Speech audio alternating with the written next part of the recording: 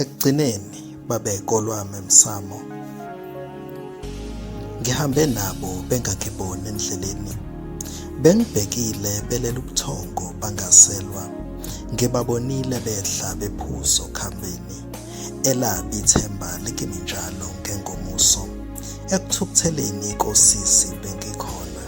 Ngibasindisile ngingekholwa esontweni, ngabajabulisa ngingemdlali weshashalazi. Ekugcineni babekolwami emsamo. Bangikhipha inyumbazana ngihleli nabo, bathi ngikwela amathongo ngingakwazi. Mhlawumbe isezweni elibomvu elimnyama, lapho kunendiki nendawo elenza umsebenzi. Asaziwe isiphethe ngani umkhwezeli uyazi. Ukhwezela nje ubheka isikhuni selangabi, engani ithemba lakho umlilo ophilisayo emsamo.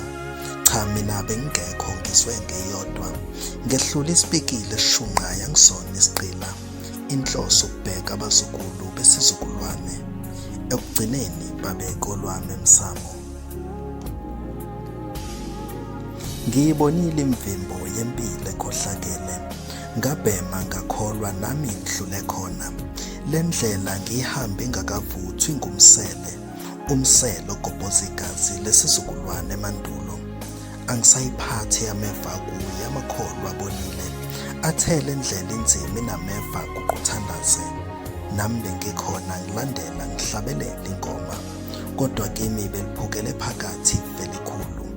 Ekuphumeni kwalo laphuma nobovu.